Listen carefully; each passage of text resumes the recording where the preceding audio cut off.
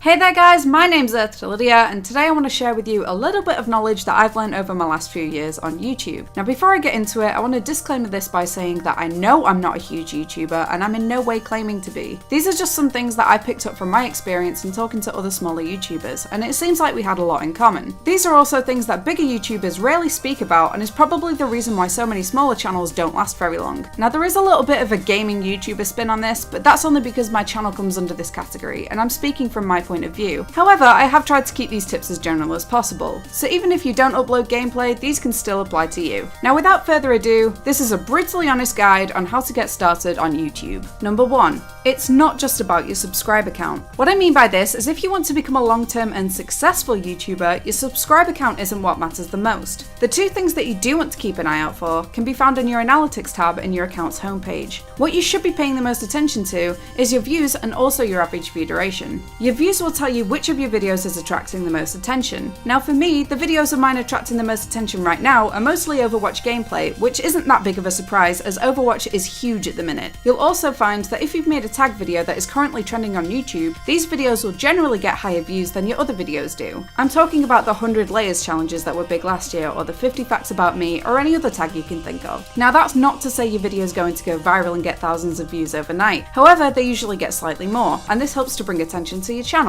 As for your average view duration, this tells you how long your viewers tend to stick around to watch your video. Don't get this confused with your watch time, as the watch time will just tell you the total amount of minutes watched. Still don't see the difference? Watch time doesn't take into consideration how long your videos are, meaning you could be uploading videos that are 30 minutes long, but if a viewer gets bored and clicks away after 4 minutes, you're getting the same watch time as someone who makes a 4-minute video but has the viewer watch till the end. You might as well not have bothered uploading that extra 26 minutes of footage. Back to the average view duration. Pay attention to which videos keep your viewers' attention for longer. They may not necessarily leave a like to show their support, but if they're still watching that 30-minute video 26 minutes in, you must be doing something right. Number 2. Make sure you have permission. The last thing any YouTuber wants to see when they take a look at their channel tab is a copyright strike. 3 of these and you're out, and not just against your current channel. If you're a repeat offender of copyright infringement, YouTube can remove all of your channels, all of your content, and stop you from creating a new one. So if you're going to use copyrighted material, make sure you check to see whether the creator allows it on YouTube first. And if you're going to monetize the videos, make sure you clear that first too. This goes for games as well. Just because you've seen someone else make a video on a certain game doesn't mean that you can too. Some developers will make a general statement allowing anyone to make a video and put ads on their game. It's free advertising after all. All you have to do to check if a developer has a statement like this is to do a little googling. However, some developers you'll have to write to and get individual permission for. It's not that hard. Just find a contact email address, write to them, and give them a couple of weeks to respond. Just make sure you keep the proof. As for music, royalty-free is the way to go, and surprisingly the audio library on YouTube really isn't that bad. And trust me, having Taylor Swift file a lawsuit against you really isn't worth it for featuring Shake It Off in the background for 30 seconds. Number 3.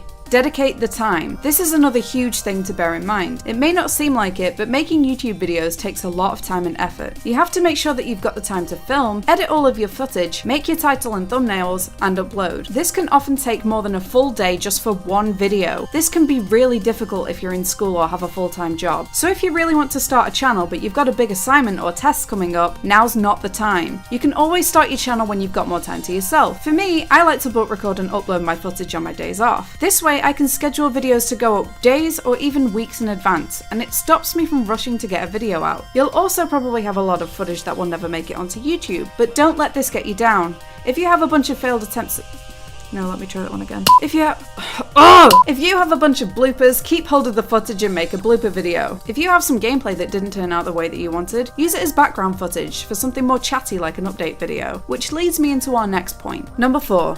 Get a dedicated upload schedule. This took me so long to figure out, but having a schedule really does make handling your channel so much easier. And you don't have to upload every day, but you can if you want to. I upload twice a week, which works fine for me, but a lot of channels only upload once a week, even bigger YouTubers, so don't feel pressured to put out content faster than you're able to make it. You might even find that you start with one schedule, but add or lose days over time. Just find a schedule that works for you and stick to it. Having a schedule really helps out your subscribers too. If your regular viewers know when to check your channel for a new video, it's less of a job for them and doesn't leave them guessing to when you're next going to upload. So once you figure out your upload schedule, make sure you mention it somewhere on your channel where your viewers can see it. For me, I feature mine in my channel art and my about section. Number 5. Use social media. I cannot stress the importance of this one enough. Using other platforms tells all of the people that follow you, hey, I have a new video! In particular, if you don't have a Twitter account, I would highly recommend setting one up. It doesn't have to be a personal account. Plenty of smaller YouTubers set up accounts purely to promote their channels, and with good reason. Potential new viewers can find your content when searching for keywords or accounts similar to those that they already follow, and in my opinion, it's the best platform for finding new content. It's also a great way of finding other smaller YouTubers who you can collaborate with. As always though, just make sure to be careful about what you post online, particularly if you're a minor. Twitter doesn't have the same privacy settings that Facebook does. Either everybody has access to all of your tweets, or only the people that follow you do. Keep any tweets relating to your channel focused on your channel, and don't give out too much information about your personal life. But networking is really important if you're a content creator, and social media is a great way of doing it. Number 6, collaborate with other channels. There are plenty of us small channels out there, and helping each other is a great way to attract more viewers and to make friends. Collaborating gives you a chance to introduce yourself to another creator's viewer base, and if they like how the video turns out, they might end up checking out more content on your channel. It's kind of like an audition. So for this reason, try to find channels similar to your own in the amount of views that they get per video and the type of content that they put up. Similar channels will attract similar audiences. So if you're a gaming channel featuring on another gaming channel, the viewers are more likely to be interested in your content than if you were a vlogger featuring on a gaming channel. Remember though, collaborations go both ways, so make sure that you always return the favour and come up with a video for your channel too. And there you have it. Hopefully the tips that I've mentioned in this video will be of some kind of use in case any of you were thinking of starting up a channel. I do have a few more pointers that I could give out, but I didn't want to make this video too long, so if you're interested in seeing a part 2 with more tips like these, then leave a comment down below. If you're a new viewer, thank you so much for making it this far. I appreciate all new likes and subscriptions, and until next time, I have been EarthToLydia. Sayonara guys!